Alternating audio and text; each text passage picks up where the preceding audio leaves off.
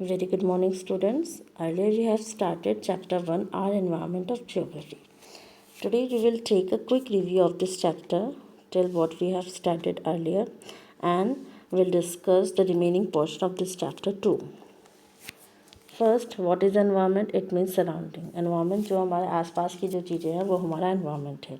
हमारे आसपास की चीज़ों में कुछ लिविंग थिंग्स होते हैं, कुछ नॉन लिविंग थिंग्स होते हैं, तो वो सब क्या बनाते हैं? हमारा एनवायरनमेंट बनाते हैं। हमारे आसपास जैसे पेड़ पौधे हैं, हमारे आसपास लिविंग बींग्स, वो ह्यूमन बींग्स रह रहे हैं, ये सब क्या है? लिविंग कंपोनेंट्स हैं, जिनको हम बायोटिक कंपोनेंट भी कहते हैं। प्लांट्स, एनिमल्स, ह्यूमन बींग्स, ये हमारे क्या है? लिविंग थिंग्स और बायोटिक कंपोनेंट्स। कुछ हमारे क्या होते हैं आसपास में? रोड्स, रेलवेज, लैंड है, एयर भी है, वाटर भी है, ये हमारे क्या है? Non living components. Clear? Non living components और अबायोटिक कंपोनेंट्स। अबायोटिक कंपोनेंट्स हमारे जैसे land, air and water, these are abiotic components. Next, component of environment. Component of environment वही जिनसे हमारा एनवायरनमेंट मिलकर के बना है, वो 3 पार्ट्स में डिवाइडेड है। कुछ उनमें से नेचुरल कंपोनेंट्स हैं, नेचुरल कंपोनेंट्स जो ह्यूमन नेचर के द्वारा क्रिएट किए गए हैं।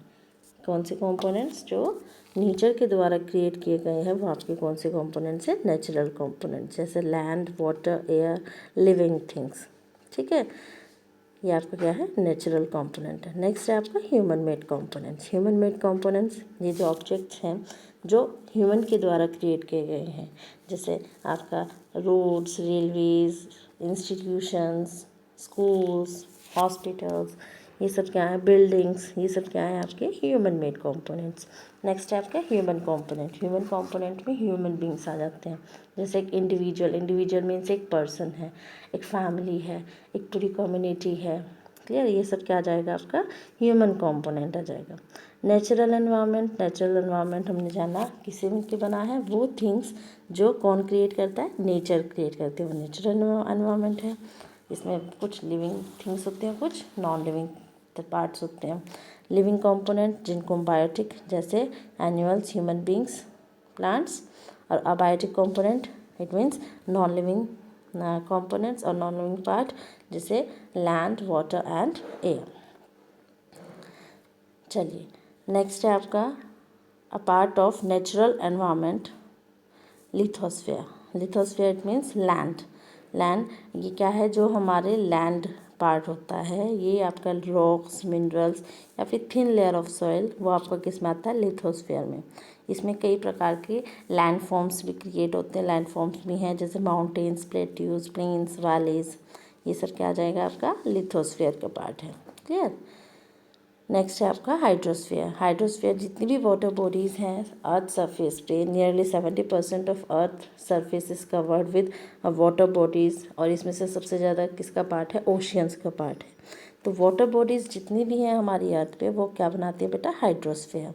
हाइड्रोस्फीयर में जैसे land, rivers, lakes, seas, oceans, ये सब आपके क्या जाएंगे? हाइड्रोस्फीयर में। अब हाइड्रोस्फीयर जो है बेटा बहुत ही इंपॉर्टेंट होता है। तो इम्पोर्टेंस ऑफ हाइड्रोस्फीयर, ये जो वाटर है, क्योंकि हम जानते हैं वाटर क्या करता है? हमारी लाइफ को अर्थ पे सपोर्ट करता है। Water supports life on earth. बहुत अलग अलग वेज में हम इसको इस्तेमाल करते हैं, जैसे डोमेस्टिक पर्पस में इस्तेमाल करें, घर पे इस्तेमाल करते हैं, वॉशिंग, क्लीनिंग के लिए।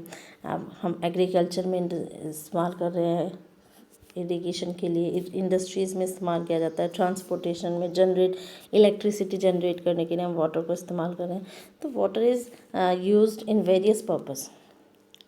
ओशियंस जो है हमारे मैरीन लाइफ को सपोर्ट करते हैं, हमें फूड प्रोवाइड करते हैं, मिनरल्स प्रोवाइड करते हैं। मॉडरेट क्लाइमेट जो होता है वो कोस्टल एरियाज़ का, वो सिर्फ इन्हीं ओशियंस और वाटर बॉडीज़ के कारण होते हैं। साथ ही ये इंटरनेशनल ट्रेड रूट्स के लिए भी बहुत इम्पोर्टेंट माने गए हैं। अगर हमें दूर देश में व्यापार करना है थ्रू सी रूट्स, तो हम इनके बिना पॉसिबल नहीं है। ओशियंस के बिना, वाटर बॉडीज़ के बिना पॉसिबल नहीं है। एटमॉस्फेयर एक बहुत पतली सी लेयर होती है जो हमारी अर्थ को चारों तरफ से जो हमारी अर्थ के चारों तरफ होती है। ठीक है, थिन लेयर ऑफ एयर। इसमें कई प्रकार की गैसेस होती हैं, मिक्सचर ऑफ गैसेस, अलग अलग गैसेस होती हैं, जैसे ऑक्सीजन, नाइट्रोजन, सबसे ज़्यादा नाइट्रोजन है, उसके बाद ऑक्सीजन है। वाटर वेपर, डस्ट पार्टिकल्स होते हैं। ये एक तरीके से हमें प्रोटेक्ट करता है। ये एक तरीके से अर्थ की ब्लैंकेट की तरह होता है। जैसे हमारे लिए ब्लैंकेट होता है ना, ऐसे ही अर्थ का ब्लैंकेट किसको बोलते हैं? एटमॉस्फेयर को। ये क्या करता है? ये हमारे पास आने वाली सन से हार्मफुल रेडिएशंस हो गया या अल्ट्रावायलेट रेज हो गया, स्कोचिंग हीट हो गया, जलाने वाली जो हीट होती है बहुत ज़्यादा, उससे प्रोटेक्ट करता है। इसमें जो गैसेस होते हैं एटमॉस्फेयर में, वो अलग अलग वेज में अलग अलग तरीके से यूज़ की जाती है। नाइट्रोजन है, नाइट्रोजन किसके लिए यूज़ की जाती है? सॉइल की फर्टिलिटी को मेंटेन करने के लिए। ऑक्सीजन ब्रीदिंग के लिए इस्तेमाल की जाती है। कार्बन डाइऑक्साइड प्लांट्स को मदद करती है खाना बनाने में। तो इसलिए जितनी भी हीट्स हैं, जितनी भी आपकी इसमें गैसेस हैं, वो अलग अलग पर्पज़ के लिए इस्तेमाल की जाती है। ओजोन जो है, ओजोन गैस है, वो हमें प्रोटेक्ट करती है अल्ट्रावायलेट रेज ऑफ सन के अल्ट्रावायलेट रेज से जो प्रोटेक्ट करता है वो कौन है? Ozone layer. ठीक है, ओजोन लेयर हमें क्या करती है? सन के अल्ट्रावायलेट रेज से प्रोटेक्ट करती है। वाटर वेपर जो है वो हमारे क्या प्रिसिपिटेशन प्रोड्यूस करती है, कंडेंस करती है, एटमॉस्फेयर को ठंडा रखती है। डस्ट पार्टिकल्स जो हैं, अगर डस्ट पार्टिकल्स हैं हमारे एटमॉस्फेयर में, इसके कारण क्या है? स्काई जो है हमें ब्लू दिखाई देता है। Clear? It also platform for condensation, ये भी कंडेंसेशन के लिए एक प्लेटफॉर्म ही है। क्लियर? तो ये क्या है? ये अलग अलग गैसेज या अलग अलग जो भी हमारे गैसेज है एटमॉस्फेयर में, वो हमें क्या करती है? अलग अलग तरीके से मदद करती है, अलग अलग पर्पज़ के लिए इस्तेमाल की जा सकती है, यूज़ होती है। एक आपका इसमें पोर्शन है बेटा सुंदरलाल बहुगुणा। ये एक एनवायरमेंटलिस्ट हैं उत्तराखंड से। He has been one of the leaders of Chipko movement in India. जो चिपको आंदोलन हुआ था, ठीक है, पेड़ों को बचाने के लिए, वन संरक्षण के लिए जो आंदोलन किया गया था, उसके बहुत इम्पोर्टेंट लीडर आपके सुंदरलाल बहुगुणा रहे हैं। He is also known for standing up against the agencies that cause harm to ecological balance. इनको इसलिए भी जाना जाता है क्योंकि एक ऐसे व्यक्ति हैं जिन्होंने इकोलॉजिकल बैलेंस को नुकसान पहुंचाने वाली जो एजेंसीज थी उनके खिलाफ ही खड़े हुए थे। One of his latest campaign is against proposed Himalayan ski village near Manali, Himachal Pradesh. इनका जो लेटेस्ट जो कैंपेन, जो इनका लेटेस्ट प्रचार जो चल रहा है, वो किसके खिलाफ, वो क्या मतलब किसके खिलाफ चल रहा है? हिमालयन स्काई विलेज है नियर मनाली में, उसमें जो भी इकोलॉजिकल बैलेंस को डिस्टर्ब किया जाता है, हार्म किया जा रहा है, उसके खिलाफ चल रहा है। According to him, this new age luxury village will lead to rise in pollution that shall cause ecological disturbance in the region. यहाँ पर क्या आ रहा है कि लग्जरी विलेज आ रहा है एक तरीके से, जिससे कि यहाँ पर क्या है? पोल्यूशन बहुत बढ़ रहा है। पोल्यूशन से क्या हो रहा है? यहाँ पर इकोलॉजिकल डिस्टर्बेंस हो रहा है। तो इसके खिलाफ ये अभी कैंपेन चला भी रही हैं। चलिए, नेक्स्ट है आपका बायोस्फीयर। बायोस्फीयर एक ऐसा स्फीयर है जहाँ पर लिविंग ऑर्गेनिजम्स रहते हैं। बायोस्फीयर देखो, लिविंग ऑर्गेनिज्म कहाँ रहेंगे? लिविंग ऑर्गेनिज्म रहेंगे जहाँ पर उनको लैंड मिलेगी, उनको वाटर मिलेगा, उनको एयर मिलेगी। लैंड मतलब लिथोस्फीयर, वाटर मतलब हाइड्रोस्फीयर एंड एयर मतलब एटमॉस्फेयर। जहाँ पर उनको ये सब चीज़ें मिल जाएंगी, ये तीनों चीज़ें मिल जाएंगी, वहाँ पर क्या होगा? आपका बायोस्फीयर होगा। Look at this figure.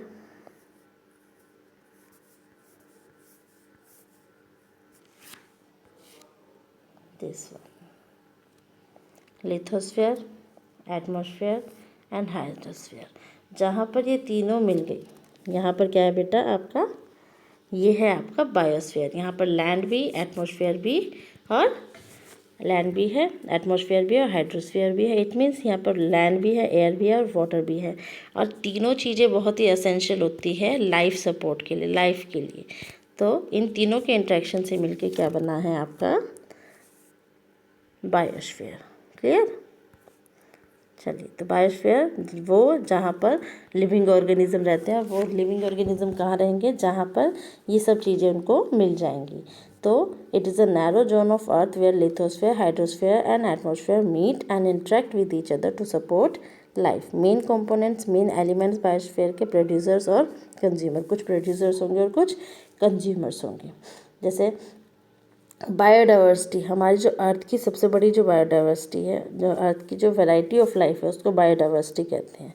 यहाँ पर अलग अलग प्रकार के प्राणी रहते हैं अर्थ पर। ठीक है। अलग अलग टाइप के ह्यूमन बींग्स हमें देखने को मिले हैं, बहुत छोटे माइक्रोस्कोपिक ऑर्गेनिज्म से लेकर बहुत बड़े बड़े पेड़ पौधे, बहुत बड़े बड़े एनिमल्स, ह्यूमंस, ठीक है। तो ये क्या है, यहाँ पर बहुत वैरायटीज़ हैं लाइफ की, बहुत वैरायटी है। तो इस वजह से यहाँ पर अर्थ पे क्या है, बायोडाइवर्सिटी है। अब जो इनहेबिटेंट है बायोस्फीयर के, वो 2 मेजर ग्रुप में डिवाइडेड है, प्लांट किंगडम और एनिमल किंगडम। प्लांट किंगडम जितने भी लिविंग ऑर्गेनिज्म हैं, हमने पढ़ा है, पहले भी हमने पढ़ा है, लिविंग ऑर्गेनिज्म एक दूसरे पर क्या होते हैं, इंटरडिपेंडेंट होते हैं। वो क्या होते हैं, एक दूसरे पर इंटरडिपेंडेंट होते। प्लांट्स एनिमल पर इंटरडिपेंडेंट है और एनिमल्स प्लांट पर इंटरडिपेंडेंट है। तो प्लांट जो आ जाएगा आपका, the plant and the animal life found in biosphere vary from place to place. अलग अलग प्लेस पर, हमने पहले भी पढ़ा है, अलग अलग प्लेस पर वेराइटीज़ ऑफ प्लांट और एनिमल्स डिफरेंट हो जाती है, ठीक है। जैसे कोल्ड प्लेस है, ठंडा इलाका है, वहाँ पर क्या हुआ, पेंगुइन्स आपके कहाँ है, कोल्ड एरियाज़ में है ना, अंटार्कटिका में है। तो वो क्या है, वो वहाँ की लाइफ को सर्वाइव कर सकते हैं। वहाँ के लिए उनका जो उन्हें एटमॉस्फेयर जो चाहिए वो वहाँ के उनके अकॉर्डिंग है, तो वहाँ पर वो सर्वाइव कर रहे हैं। लेकिन वहाँ पर हम तो नहीं रह सकते, मतलब हमारे जो एनिमल्स हैं वो वहाँ पर नहीं सर्वाइव कर पाएंगे। तो अलग अलग प्लेसेस में अलग अलग एनिमल्स और प्लांट्स पाए जाते हैं। जैसे clear, the type of living organism found in region depend on physical environment. Physical environment होता है उस पर डिपेंड करता है कि वहाँ पर वो प्लांट या एनिमल सर्वाइव कर सकता है या नहीं कर सकता है।